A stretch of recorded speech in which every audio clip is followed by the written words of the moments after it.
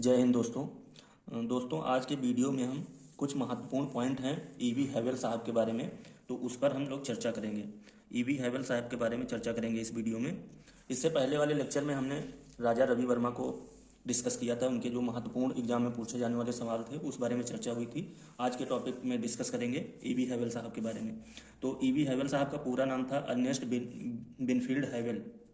EV हैवेल का पूरा नाम था अर्नेस्ट बेनफील्ड हैवेल। जन्म इनका 16 सितंबर 1861 ईस्वी में हुआ था। देखिए, यहाँ चित्रकारों के जन्म की जो तिथि है उसको लेके बहुत सारे मतभेद हैं, क्योंकि किसी बुक में कुछ लिखा है, किसी बुक में कुछ लिखा है।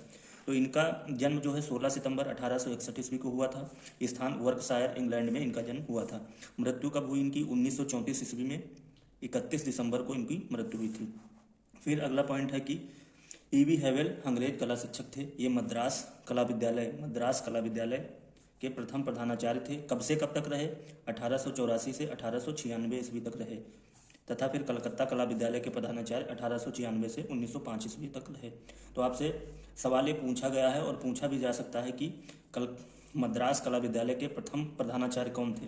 तो ईवी हैवेल साहब थे। ईवी हैवेल कब से कब तक रहे? 1884 ईस्वी से 1896 ईस्वी तक ये रहे थे। फिर कलकत्ता कला विद्यालय में कब से कब तक रहे प्रधानाचार्य? तो 1896 से 1905 ईस्वी तक ये कलकत्ता कला विद्यालय में रहे। 1884 से 96 रहे मद्रास कला विद्यालय में, 96 से 1905 रहे कलकत्ता कला विद्यालय में। ईवी हैवेल कला प्रशासक, कला समीक्षक तथा इतिहासकार थे। ये इस रूप में जाने जाते हैं। ईवी हैवेल की प्रथम रचना पवित्र नगर बनारस थी। इसकी रचना 1905 ईस्वी में इन्होंने की थी। भारत पर आर्यों को शासन भी इनकी महत्वपूर्ण रचना है। एक तो इनकी रचना है पवित्र नगर बनारस, दूसरी इनकी रचना है भारत पर आर्यों का शासन, ये भी इनकी रचना है। ईवी हैवेल भारतीय कला एवं संस्कृति से प्रभावित थे। ये विदेशी होने के बावजूद भी ये भारतीय कला और संस्कृति का ये पक्षधर थे, इसका सपोर्ट करते थे।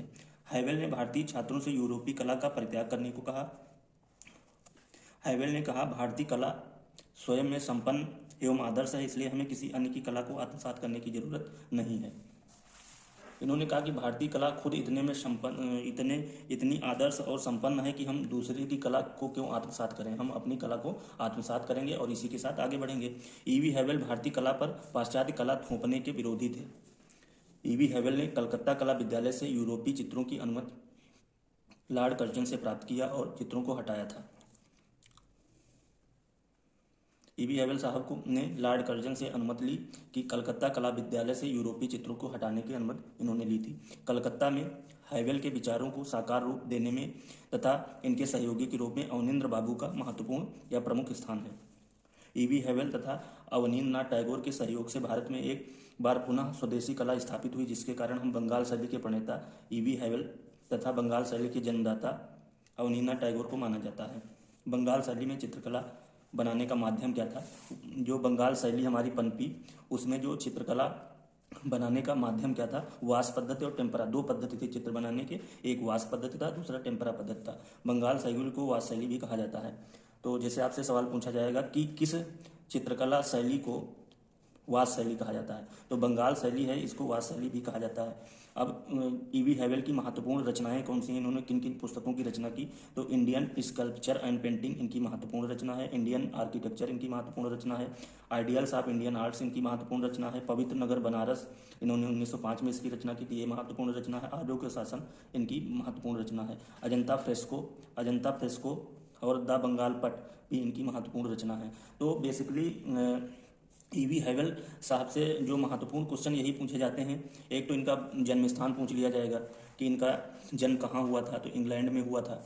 दूसरी चीज़ ये बहुत बार पूछी गई है कि मद्रास कला विद्यालय के प्रथम प्रधानाचार्य थे, तो ईवी हैवेल साहब थे। और एक चीज़ ये भी पूछी गई, ये कब से कब तक रहे? तो 1884 से 96 तक ये मद्रास कला विद्यालय के प्रधानाचार्य रहे और फिर 96 से 1905 ईस्वी तक कलकत्ता कला विद्यालय के प्रधानाचार्य रहे। और इसमें इनके बारे में आप इनकी जो रचनाएं हैं, जो इनकी पुस्तकें हैं, इनको एक बार आप ध्यान दे लीजिएगा, क्योंकि ये भी एग्जाम में कई बार पूछी गई हैं। तो यही मेन पॉइंट ईवी हैवेल से संबंधित हैं, जिनको आपको ध्यान में रखना है। इनकी ये जो भारत पर आर्यों का शासन और पवित्र नगर बनारस, ये दो रचनाएं काफ़ी बार पूछी गई हैं। जय हिंद दोस्तों।